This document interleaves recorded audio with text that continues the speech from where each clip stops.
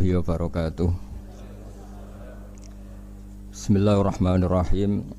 Subhanaka la ilma lana illa ma 'allamtana innaka antal alimul hakim. Allahumma shalli wa sallim ala sayyidina Muhammad wa ala alihi wa sahbihi ajmain. Amma ba'du.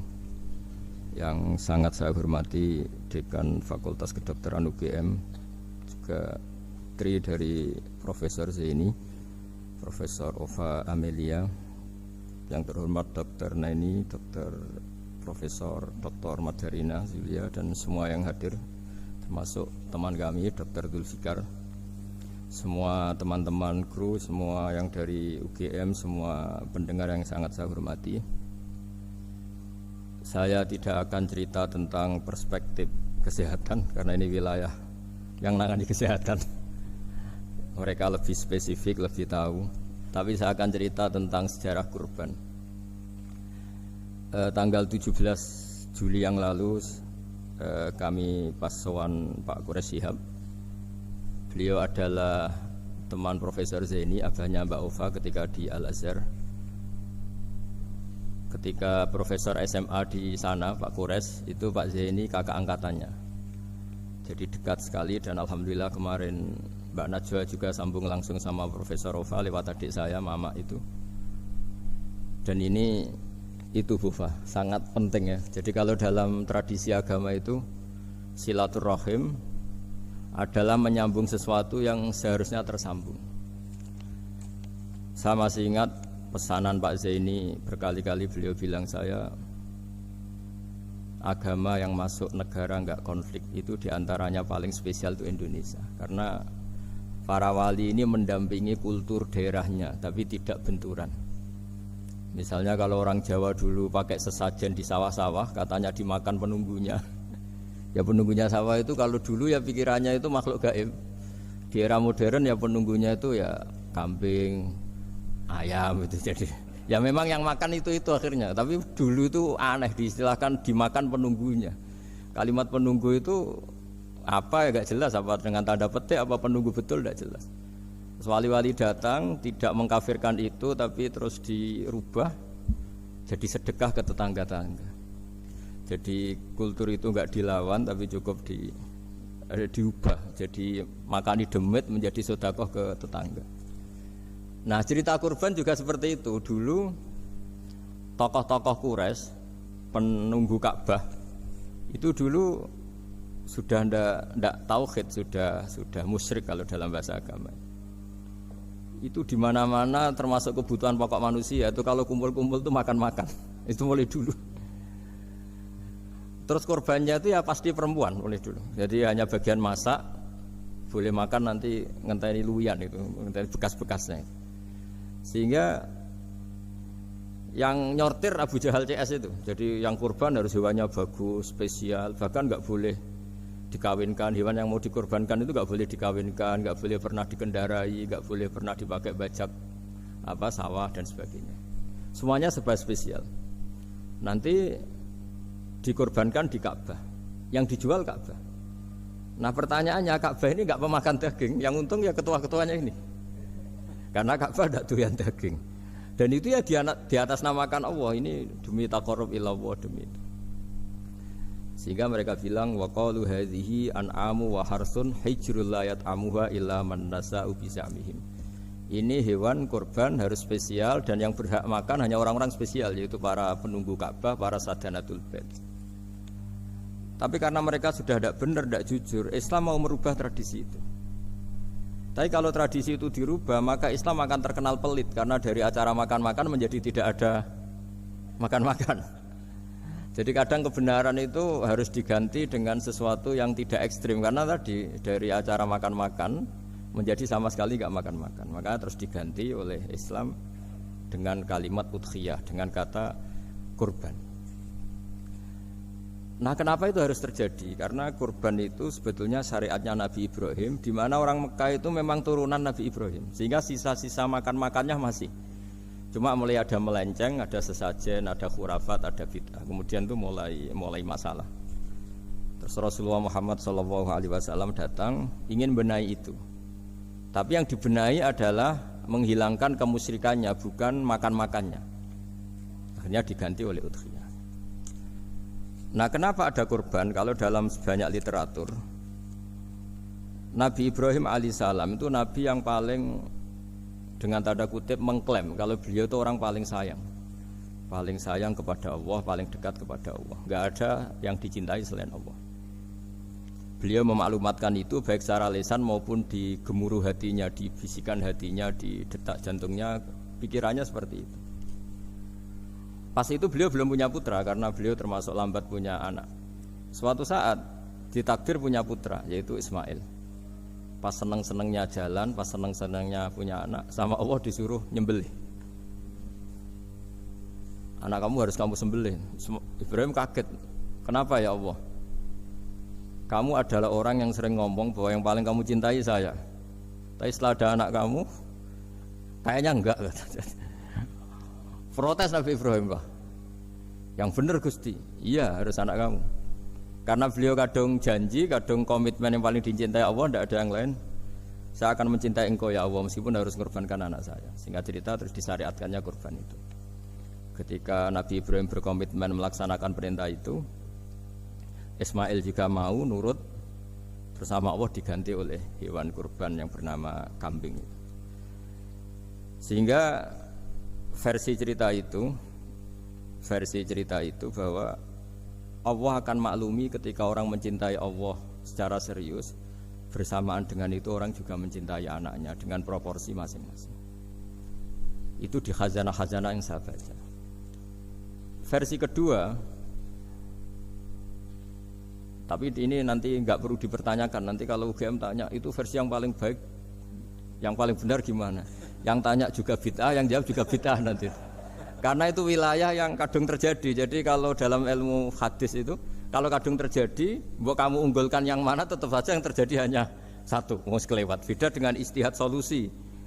Karena mau terjadi ya kita uji coba. Kalau nggak cocok yang A ya cocok alternatif B, alternatif C. Kalau sudah kelewat, mau gimana? Kalau salah ya salah aja kan. Versi kedua begini. Semoga versi kedua ini yang benar. Kalau ini benar, keren. Nabi Ibrahim itu memaklumatkan diri. Kalau dalam bahasa Arab itu iddia itu mengklaim bahwa dia adalah orang yang paling sayang terhadap makhluk Allah, semua hamba Allah. Terus beliau diterbangkan ke langit. Ya karena UGM ini lembaga akademik, nanti saya baca teksnya. Kalau bahasa Arabnya itu takbirnya. Diterbangkan ke langit, ke alam malakut. Ya tidak usah ditanyakan tanya terbang gimana, nanti ribet nanti itu. Setelah diterbangkan di langit, wa kadzalika nuri Ibrahim malakutas samawati wal ardh, diperkenalkan alam langit, terus dipertontonkan. Itu ada sekian hamba Allah yang nyabu, yang ngefly, yang dugem, pokoknya yang maksiat-maksiat itu. Ibrahim ditanya sama Allah, gimana itu mereka menurut kamu? Damirhum, habisi saja Allah. Mereka makan rezekimu, hidup di bumimu, tapi mereka tidak mengindahkan engkau. Matikan saja. Sama Allah diturutin. Jalan-jalan lagi sampai 3 kali peristiwa tempat-tempat maksiat itu dihabisin sama Nabi Ibrahim. Beliau minta sama Allah supaya itu dihabisin. Singkat cerita, terus beliau diturunkan sama Allah. Setelah diturunkan, ya Allah tidak jawab, tidak apa. Allah itu punya sunnah, punya tradisi, dengan nabinya itu tidak jawab. Suatu saat Nabi Ibrahim disuruh bunuh anaknya, disuruh nyembelih. Protes kan? Huwa samratu fuadi, ini kekasih saya, putra saya, kenapa engkau nyuruh membunuh? Terus kata Allah, kamu tidak ingat di malam kamu saya mi'rajkan melihat hamba-hambaku, dan itu yang bikin aku, dan saya cinta sama mereka yang bikin saya, kamu enak saja minta dibunuh. Sengkerian gantian saya yang minta, kamu tidak nurutin gitu. Kamu pas minta saya tidak tak pikir, langsung tak turutin. Kenapa saya yang sekarang minta kamu mikir gitu. Tapi huwa samratu fuadi, itu buah hati saya. Lah memangnya makhluk-makhluk itu makhluk siapa? Saya yang bikin. Kamu enak saja nyuruh bunuh. Nah semenjak itu jadi kearifan kita. Makanya Mbak Ova ini kalau guyonan di dunia kiai, kalau ada majikan bentak pembantunya yang salah meletakkan piring atau gelas, pasti cara berpikir mesti pembantunya tidak cantik. Karena kalau salah tok kok dia cantik, itu mesti mikir. Enggak bisa orang bentak orang cantik gitu. Jadi sama, misalnya saya janjian sama Gus Fikar, janjian Gus datang hari Senin gini-gini, ternyata beliau enggak datang. Kalau saya tidak punya utang, tidak atasan saya pasti marah. Sudah janji kok gini-gini. Saya bisa marah itu sebetulnya sebabnya itu dua. Saya kecewa dan dia tidak punya jasa. Tapi yang diomongkan hanya, wah, semua kamu khulful wa'di apa? Enggak tepat. Coba kalau ini atasan saya jadi dosen karena beliau misalnya. Saya punya utang beliau. Mbok nyulayani janji apa kan? Nggih mboten napa-napa. Sama. Ada majikan mencintai pembantunya karena sangat cantik, kemudian ada mencahno piring. Omahe dirubahno itu tidak apa-apa gitu kan gitu. Sama. Makanya ada guyonan di dunia kiai itu, ada anak perempuan kan enggak lazim ya, perempuan pakai GL Pro kalau dulu, mungkin sekarang pakai Ninja, pakai celana jin. Sopo iku wong luput suwo itu? Siapa itu perempuan kok gitu? Niku ponakane jenengan Mbah, astagfirullah, muga-muga pangeran nyepuro. Jadi langsung rubah dari maksudkan menjadi ndak karena keluarga. Nah, jangan-jangan kebencian kita pada maksiat itu oke, kita wajib benci maksiat, tapi tetap ada catatannya. Plus yang maksiat itu tidak orang yang terkait dengan kita. Coba kalau yang maksiat itu orang yang terkait dengan kita, itu anak kita, ponakan kita, mungkin istri kita, paling mintanya ya Allah ampuni, ampuni. Sama-sama maksiat, yang satu minta dihabisin, yang satu kita minta diampuni. Fair gak kita sebagai manusia? Tidak fair. Tidak fair.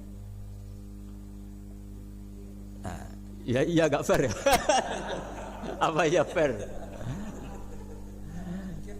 Mikir. Makanya kalau ada guyonan, ya itu tadi. Ada supir salah dimarahin, pasti supir ini belum pegang rahasia. Tapi kalau sudah pegang kartu, si majikannya punya apalah gitu, simpanan gitu. Wah ini pegang, berani marah gak? Tidak ada. Ini dokter Kelik juga teman saya. Gitu. Itu pengalaman sekali. Jadi itu guyonan kiai. Makanya jadi manusia itu nggak pernah adil sebenarnya. Makanya Allah pernah mensifati manusia itu bakanal insanu zaluman jahula. Manusia itu sangat zalim dan sangat bodoh.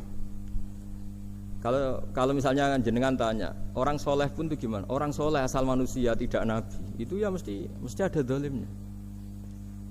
Makanya kalau dalam kitab Hikam diterangkan, kitab Hikam itu kitab yang olah manusia. Itu menyebut begini, manusia itu siapa? Dijawab, manusia itu mangkanat mahasinuhu masawiyah. Orang yang ketika baik saja salah, apalagi ketika salah. Kita misalnya punya toko laris itu, doanya mustajab, laris, pembelinya banyak, kualitasnya bagus. Pasti ada toko sekeliling yang megap-megap karena orang sekarang ke kamu kan gitu. Sama di kampus ya gitu, kalau ada kampus besar yang lain pasti ke masjid terhalangi karirnya di semua. Sehingga orang supaya terus merasa salah, Rabbana dzalamna anfusana, meskipun kita sedang benar pun. Saya termasuk kiai yang kalau ngelepas haji, mungkin yang haji itu mangkel. Karena saya tidak pernah muji-muji haji, meskipun saya melepas orang haji. Umumnya kiai kalau ada orang haji kan dilepas haji mabrur, tidak ada lain balasan kecuali surga. Saya itu karena pernah dengerin masyarakat. Itu ngenes ketika si kiai pidato tadi ternyata ngenes. Ngenesnya seakan-akan surga itu hanya milik yang haji. Anak koyo kula sepundi Gus wong kula ora kelar kaji. Semenjak itu setelah saya jadi kiai ya dendam juga. Akhirnya setelah saya jadi kiai kalau ngaji orang yang haji mabrur balasannya surga, orang yang fakir sabar juga surga, orang yang sering dimarahin istri juga surga. Katanya pokoknya surga terus. Sampai yang mau haji itu, Gus gimana kok bahas kita kok sama dengan mereka? Ya karena saya ada ulama pesanan kata saya gitu. Jadi artinya gini, ketika Anda muji ibadah haji jangan kira yang ngenes tidak banyak, yang ngeluh juga banyak karena mereka ada takdir gak mampu haji. Itu hebatnya Islam. Islam juga datang dengan solusi-solusi, misalnya Jumatan itu hajinya orang miskin. Orang yang ingat Allah mulai subuh sampai matahari terbit juga sama dengan umroh. Jadi karena tidak semua orang itu mampu haji. Jadi itu Islam. Jadi nanti tak bacakan. Jadi versi kedua itu Nabi Ibrahim diperingatkan Allah bahwa tidak seperti itu cara mengelola hambaku. Nah, Islam ini kata Allah anit tabi' millata Ibrahim hanifa. Referensinya Islam, mentornya Islam itu Nabi Ibrahim. Sehingga kita alhamdulillah punya sejarah wali songo. Saya punya orang tua Kiai Nur Salim itu sayang sekali sama umat, Mbah Mun juga gitu. Saya sama Profesor Zaini itu sudah mulai tahun 2000, terus tiap hari ketemu juga nggak pernah kecewa.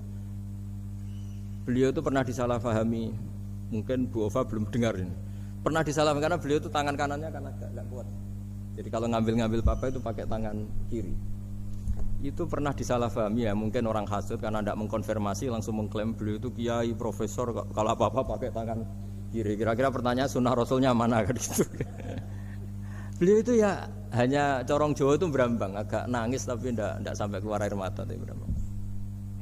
Terus beliau bilang gini ke saya seharusnya gimana Mas Pak?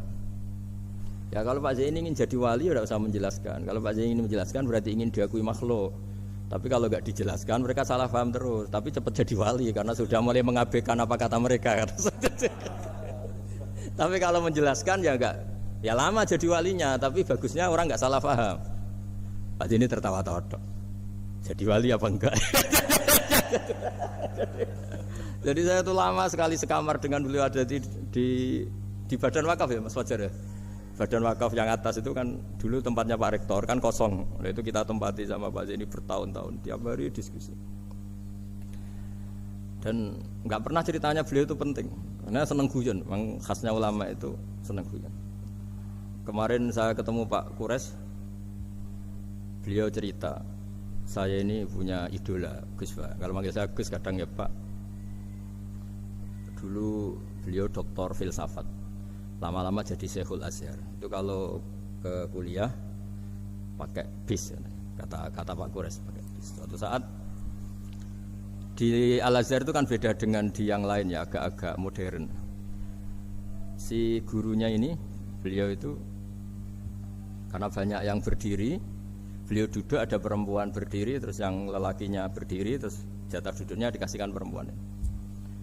Perempuannya itu pakai pakaian yang agak minim, agak seksi lah, agak minim. Terus si Syekhul Azhar tadi saat itu belum Syekhul Azhar, punya 2 permen.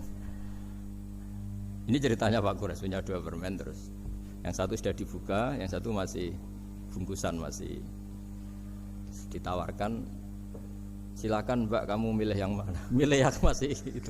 Padahal bukanya itu supaya lebih gampang. Ternyata milih yang masih bungkusan. Kenapa Mbak? Ya ini lebih steril karena pakai bungkusan. Oh iya. Itu pelajaran itu. Terus Pak Kures nantang saya, Gus Pak punya enggak cerita tandingan? Wah kalau saya kebalikannya Pak. Di kereta itu ada Cina, enggak khitan ya. Ketemu sama kiai kampung. Terus, kenapa khitan? Enggak khitan juga sama gini-gini gitu. Terus dikasih pisang. Terus dimakan dikupas dulu. Kok udah langsung aja. Terus kata Pak Kures, nah ternyata sama Pak Zaini sama Pak Kures itu dibalik ke profesorannya. Ceritanya itu ya guyon terus.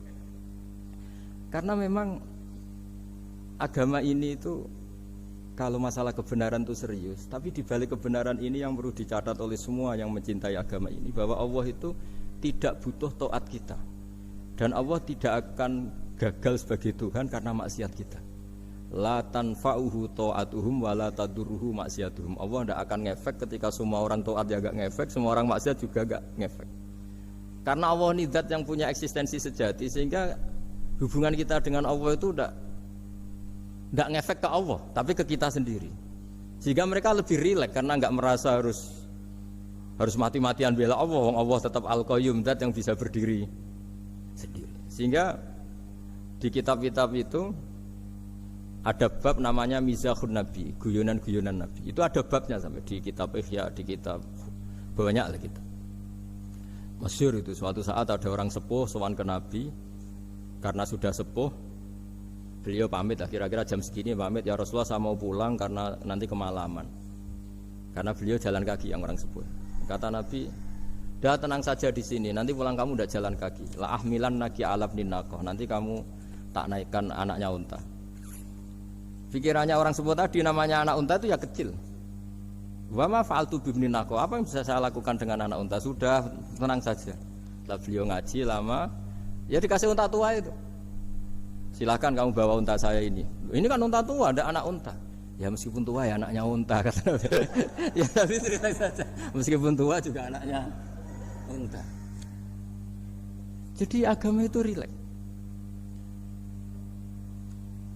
Nabi Ibrahim, kembali lagi ya karena syariat Ibrahim. Nabi Ibrahim itu pernah minta supaya nyawanya itu diperpanjang karena beliau umumnya orang itu kan ingin nyawa panjang, ingin umurnya panjang. Beliau yakin penting nyawa panjang, umur panjang. Allah tidak jawab gak apa. Suatu saat ada tamu, orangnya itu sepuh sekali. Nabi Ibrahim karena orang yang sangat menghormati tamu dikasih kurma, anggur. Itu setiap dimakan dikunyah meler lagi keluar. Karena sudah sepuh, nggak ada giginya, dikunyah keluar lagi. Itu jawabnya Nabi Ibrahim, ya Allah, masuk lagi ke kamar, sholat lagi, mengcancel doa panjang umur. Katanya Ibrahim, oh jenengan jawab toh. Gitu. Artinya kalau ingin tua sekali ya nasib kamu kayak itu gitu. Jadi karena beliau tahu itu jawaban terus masuk kamar, oh jawab tuh Gusti jenengan, terus membatalkan doanya. Itu Nabi Ibrahim. Kalau orang sekarang enggak, ndonga ngarani, ya tua ya tetap sehat, tetap wah itu. Itu lebih ribet itu. Iya, jadi karena doa itu kalau enggak diperjelas itu ya repot. Ini cerita supaya kita berislam itu ceria. Saya Mbah Mun itu meskipun kiai top, senengannya nggih guyon bapak saya. Tapi guyon itu ada yang wajib. Saya dulu itu janggal. Ini cerita ya, mungkin kalau di kampus-kampus umum agak asing, tapi ini cerita. Nuduh zina itu dosanya besar sekali. Saya ulang lagi, nuduh orang lain zina itu dosanya besar sekali. Disebut bab qadzaf. Saya pernah menjumpai 3 kiai besar Bu Ofa, 3 kiai besar. Kiai top semua. Di majelis itu ada gosip bahwa si A itu punya selingkuhan sama Sri misalnya atau dengan siapalah, dengan perempuan. Itu kalau di Arab itu senengannya pakai Salma, Laila Majnun Salma. Kalau di Jawa itu kasihan korbannya itu. Ya, tapi itu contoh saja ya. Itu si Kiai 3 tadi gak ngefek, malah tanya gini, loh apa perempuannya cantik? Wah cantik sekali Mbah. Cantiknya sampai kayak apa? Malah bicara cantiknya perempuan. Saya itu ya pertama iskal. Ini Kiai kok bakas orang apa? Cantik. Orang ayu ya. Setelah majelis itu bubar, yang penggosip tadi, ya yang gosip ini gak kiai, yang pembisiknya ada kiai, yang gosip ini gak kiai. Cuma kiai 3 ini posisi mendengar. Tapi malah tanya cantiknya tadi. Singkat cerita setelah orang itu pulang bilang gini, Gus. Itu kalau saya bilang iya dengan gosip itu, saya ikut qadzaf, saya ikut menuduh orang lain zina. Itu dosa besar. Selain itu saya kiai, kalau saya bilang iya dianggap membenarkan. Maka untuk mengalihkan gak bicara nuduh, jadi guyon tadi. Jadi guyonnya itu karena kalau kita tadi bilang iya artinya mengiyakan. Dan itu artinya qadzaf, punya dosa besar karena nuduh orang lain zina. Diperparah dia kayak besar kan orang menjadi percaya karena yang ngomong bukan penggosip lagi tapi ya. Maka dialihkan tadi. Loh, ayo nucung. Sampai segitunya kearifan. Sehingga dulu ketika Ma'is itu seorang sahabat yang pernah salah besar. Itu Nabi ketika beliau ada gosip salah gitu ya, Nabi masih jangan-jangan kamu hanya mimpi, Cung. Jangan-jangan kamu hanya megang tapi tidak sampai zina. Sampai terakhir Nabi tanya, "Afi aklika syai'un?" Jangan-jangan otak kamu itu sudah agak error. Saking tidak inginnya Nabi mempercayai hal-hal seperti itu. Nah, problem kita di zaman sekarang justru kadang nyari-nyari supaya tahu buktinya. Yang dulu para orang soleh menghindari bukti itu supaya enggak suudzon, sekarang orang mencari-cari bukti. Padahal itu dilarang, wala tajassasu, orang enggak boleh mencari-cari kesalahan orang lain. Nah, itu kearifan yang saya dapatkan dari Bapak, dari Mbah Mun, dari Pak Zaini, dari Pak Gores. Mereka orang-orang yang luar biasa menghindari ngomong penting. Sekarang itu orang banyak yang sering ngomong penting. Sebenarnya itu malah salah. Karena kalau ngomong penting itu vonis terhadap orang lain. Tapi kalau kamu rileks, tidak.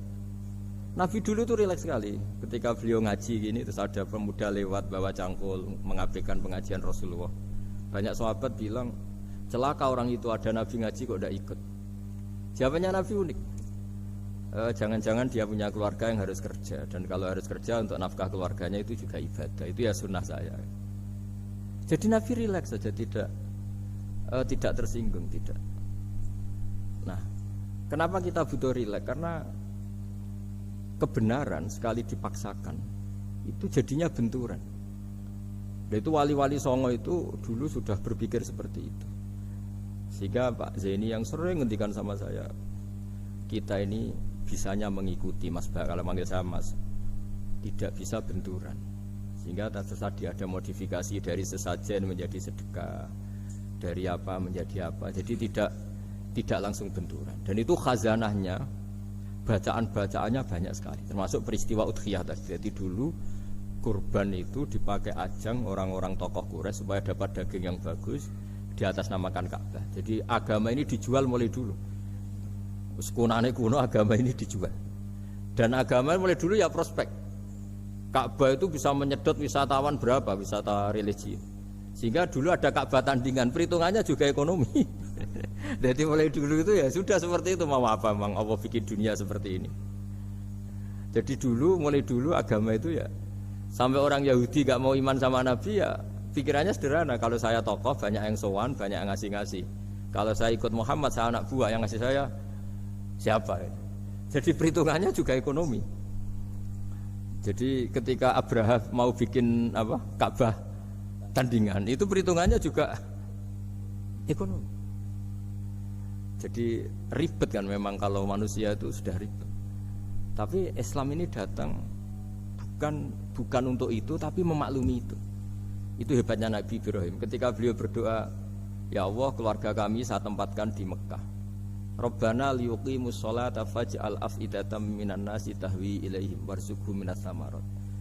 Cuma menurut Islam dibalik, ya Allah, kita ini ingin anak-anak kami ini bersujud kepada Engkau, ingin anak-anak kami ini melakukan sholat. Tapi mereka ini manusia yang untuk ketahanan hidupnya butuh makan, butuh rizki, butuh ekonomi.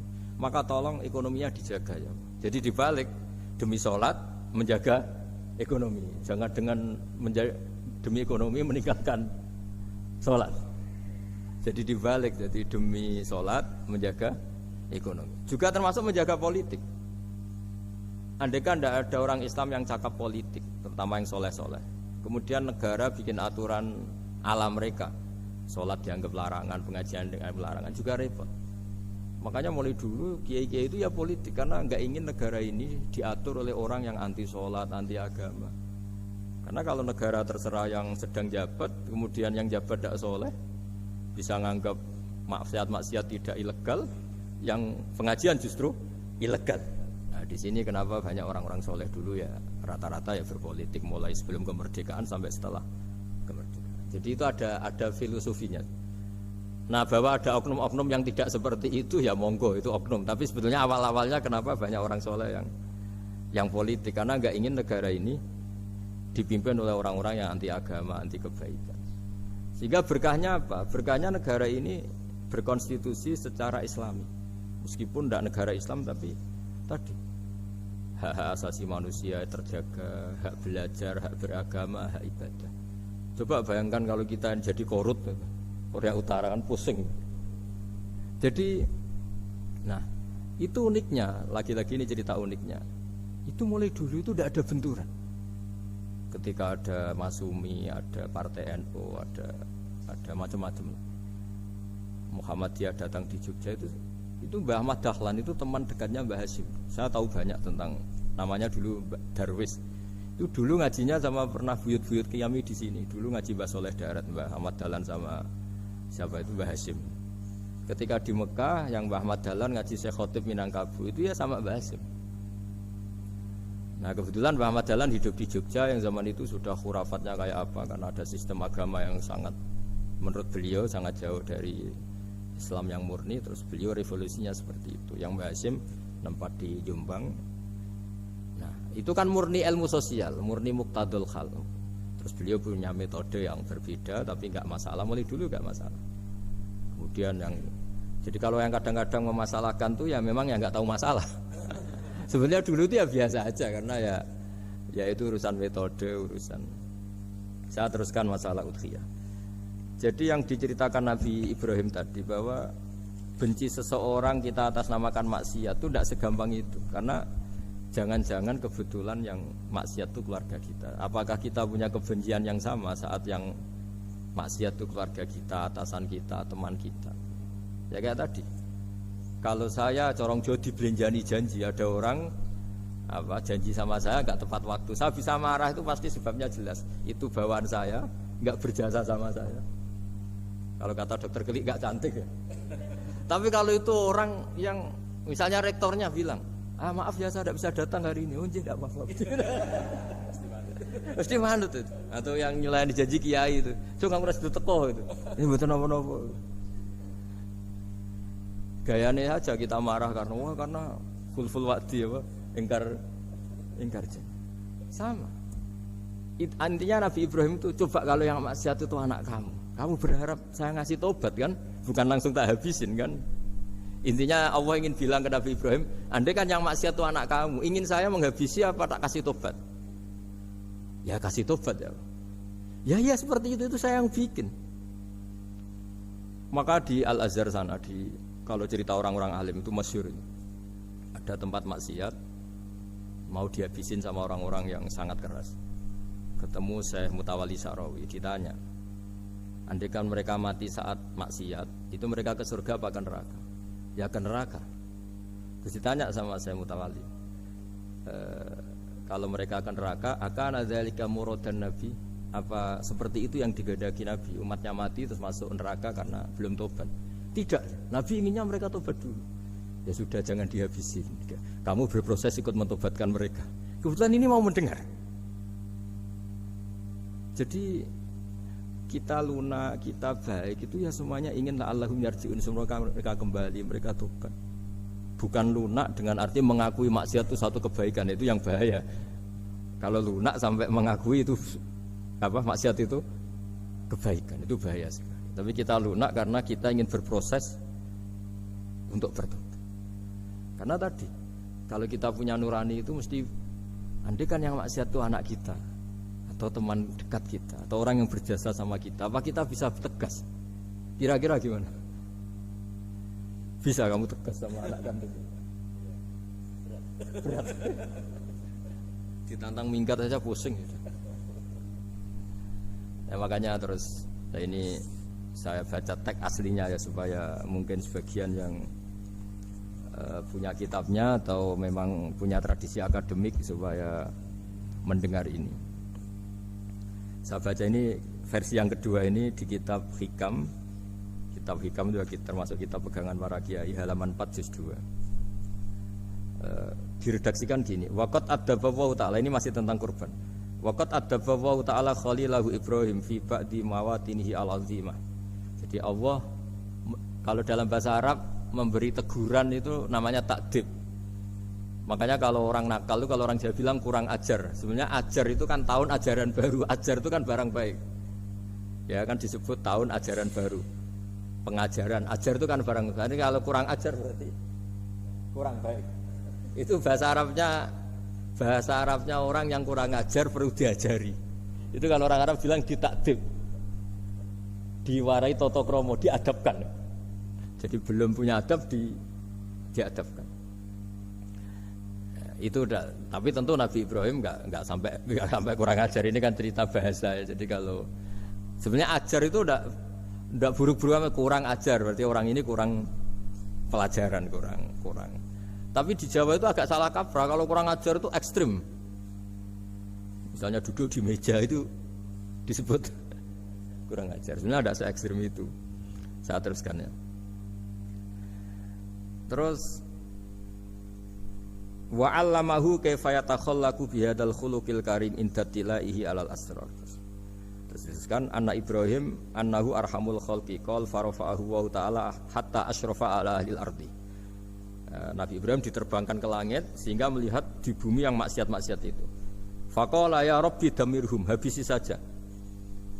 Terus faqala wa ana arhamu bi ibadi minka ya Ibrahim ihbit fala allahum yatubun wa yarjiun.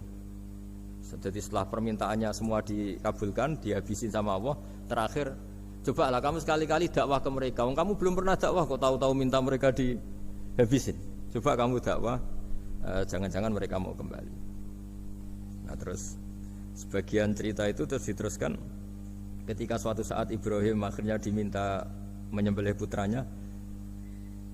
Inni ara fil manami anni atfahuka fangzur madza tara. Falamma tashammara lidzalik wa akhadha sikin biyadihi qala Allahumma hadza waladi wa samratu fuadi wa ahabbun nasi ilayya.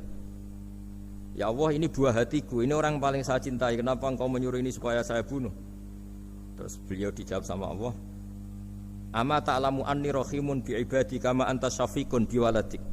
Fa idza sa'altani ihlaka 'abdi as'aluka dzabha waladik wahidan bi wahidin. Jadi kalau dulu kamu minta supaya hamba saya tak habisin karena maksiat, sekarang saya juga minta kamu menghabisi anak kamu. Tapi ini kan anak saya, sama itu hamba saya yang bikin juga saya. Nah semenjak itu Ibrahim dianggap sebagai bapak kasih sayang. Karena semenjak itu terus beliau orang yang paling sayang. Sampai ada 3 nabi yang menjadi metodenya Rasulullah SAW sebagai mentornya. Kalau Nabi Nuh melihat kemaksiatan langsung bilang, Rabbi la tazar alal ardi minal kafirina dajjaro, habisi semua ya Allah. Tapi kalau Nabi Ibrahim apa? Faman tabi'ani fa innahu minni wa man asani fa innaka ghafurur rahim. Orang yang ikut saya ya karuan kelompok saya, dan yang sebelum ikut semoga engkau mengampuni. Tentu lewat proses dakwah, lewat proses. Nah, Wali Songo, kembali ke Wali Songo dan para guru-guru kita, itu seperti itu semua. Jadilah Islam yang di Indonesia, Islam rahmatan lil alamin, itu konstruksinya ya dari ilmu-ilmu seperti itu. Bacaannya seperti itu. Karena ternyata kita tegas tadi ujung-ujungnya karena itu tidak cantik, tidak atasan kita, tidak berjasa sama kita. Kamu kalau ada supir telat, supir kok telat datang kantor gitu, pasti supir itu belum pegang rahasia. Setelah pegang rahasia tak jamin aman itu meskipun telat. Karena lebih ngeri mesti. Artinya manusia itu kayak apa ngeklaimnya tegas, disiplin, objektif. Kira-kira iya apa enggak? Enggak lah kayaknya ya. Ya pasti tadi. Nah itu yang makanya bapak saya kalau guyon sama saya itu, kan umumnya orang itu kalau di dunia kiai muji istiqomah. Istiqomah itu konsisten jadi imam masjid, konsisten jadi guru, jadi kalau bapak itu sering guyon ke saya, iku istiqomah apa mau digenti wong liya katanya. Artinya di balik istiqomah itu juga ada catatan lain. Jangan-jangan ambisi gak mau diganti orang lain. Jadi artinya manusia itu dalam benar saja ada unsur salahnya, apalagi pas salah gitu maksudnya. Nah ya pas benar saja ada unsur salahnya, apalagi pas salah. Nah, itulah dengan sudut pandang seperti ini adalah orang terus gak gampang menghakimi orang lain. Karena manusia yang baik adalah cukup dia merasa aibnya banyak, salahnya banyak, kemudian itu menyibukkan dia dari mencari-cari aibnya orang lain. Makanya kalau dalam cerita Ibrahim alaihissalam, karena kurban itu identik dengan syariatnya Nabi Ibrahim. Ini saya punya catatan yang kemarin tak baca juga di Jakarta. Itu suatu saat Nabi Ibrahim itu didatangin orang Majusi dulu. Orang Majusi itu ya tidak beragama. Singkat cerita Nabi Ibrahim itu terkenal kaya dan suka menghormati tamu. Dulu tamu itu sangat penting dihormati karena dulu gak ada warung, terus padang pasir. Kalau sekarang itu ya wajib dihormati tapi tidak wajib-wajib banget. Karena biasanya sudah marung di mana-mana. Sudah marung di mobilnya bawa apa? Bekal. Kalau dulu di padang pasir kalau tamu gak dihormati bisa mati betul. Kadang sudah hari perjalanan itu gak makan gak apa karena di padang pasir warung gak ada, gak bisa ngopi-ngopi ya dulu. Sehingga kalau menghormati tamu dulu itu pahalanya luar biasa ngasih makan itu. Kalau sekarang ya pahalanya biasa aja karena ya tamunya makannya ya biasa aja karena sudah kenyang duluan itu. Singkat cerita orang ini datang ke Ibrahim minta dikasih makan. Nabi Ibrahim mengatakan kamu syaratnya harus Islam dulu, kalau enggak kasih makan. Karena Ibrahim itu seorang nabi dan beliau komitmennya seperti itu, si tamu tadi putus asa. Akhirnya wala itu ya sudah meninggalkan Ibrahim. Setelah beberapa jangkah Allah bilang ke Nabi Ibrahim, orang itu umurnya berapa tadi bilang ke kamu? 50 tahun. Pernah enggak orang itu kelaparan? Kata Allah, enggak, baru ini kelaparan. Terus kata Allah, mundu khamsina sanatan nut'imuhu ala kufri Falau nawal tahu lukmatan min ghairi antu talibahu bitahiri dinik lakana ahsan. Orang itu umurnya 50 tahun. Itu ya tak kasih makan padahal dia majusi. Kamu baru diminta sehari saja minta syaratnya Islam. Terus itu ada di kitab apa Ar-Risalah Al-Qusairiyah di halaman 262. Jadi cuma dulu itu motifnya semuanya agama, bukan atas nama demokrasi atau kebebasan beragama. Karena dulu itu orang dulu itu kan saking sayangnya Allah, apa-apa konstitusinya ya perintah Allah. Dan ternyata perintah Allah seperti itu. Akhirnya dipanggil. Kemana ya majusi ke sini tak kasih makan. Terus majusinya kan kaget. Ada apa? Kenapa kamu rubah? Ditegur Tuhan. Iya, ditegur Tuhan. Jadi dan alhamdulillah saking simpatiknya orang majusi tadi akhirnya masuk Islam. Sama itu kan mirip orang Yahudiyah atau Yahudi itu yang tanahnya itu diambil ya sama Amr bin As untuk perluasan masjid di Mesir. Ya ketika lapor ke Sayyidina Umar, ngiranya itu kan dibenarkan perluasan masjid, ternyata Umar belain yang Yahudi. Iya, yang punya tanah harus dikembalikan tuh haknya. Jadi Islam itu menghormati hak kepemilikan meskipun itu milik non muslim. Jadi kata Allah, mut khamsina sanatan nut'imuhu ala kufri. Falau nawal tahu lukmatan min ghairi antu talibahu bitahiri ini. Bu dikasih makan aja, tidak usah nyuruh ganti agama. Wong saya saja yang Tuhan ngasih makan dia sudah 50 tahun tanpa syarat. Tanpa syarat. Ya jadi ini cerita ya Bu Ufa. Jadi kita mungkin kenangan saya dengan Bapak, Bu Ufa dengan Profesor saya ini kebetulan teman dekat sekali sama saya dan hampir tiap hari saya ketemu minimal 3 jam bertahun-tahun. Sampai kalau kehabisan cerita akhirnya cerita keluarganya karena kesuwan belajar kan akhirnya cerita keluarga. Maksud saya tadi ini saya cerita ini barang baik ketika beliau pernah ditahan karena aktivis dulu. Itu pas mau lahirnya Bu Aufa, terus beliau berdoa mati-matian delalah dibebaskan. Beliau sempat nunggu kelahirannya Bu Aufa ini terus dinamai Aufa Amalia. Itu kalau dalam bahasa Arab itu Aufa itu Allah memenuhi apa yang saya angen-angen. Jadi itu ceritanya itu gitu. Jadi nama itu spontan aja ketika iya, jadi beliau itu aktivis dulu. Bukan di penjara karena korupsi atau kriminal, bukan karena aktivis. Karena kalau model sekarang Bu Ufa kalau nggak dijelaskan detail ditahan karena aktivis, nanti dikira ditahan karena yang lain. Ribet kan? Jadi ditahan karena beliau itu dulu aktivis, bukan karena apa. Ya saya kira demikian. Monggo kalau ada sesi tanya jawab, kalau tapi yang ringan-ringan saja nanti jadi serius. Berapa pertanyaan? Apa waktunya pakai waktu?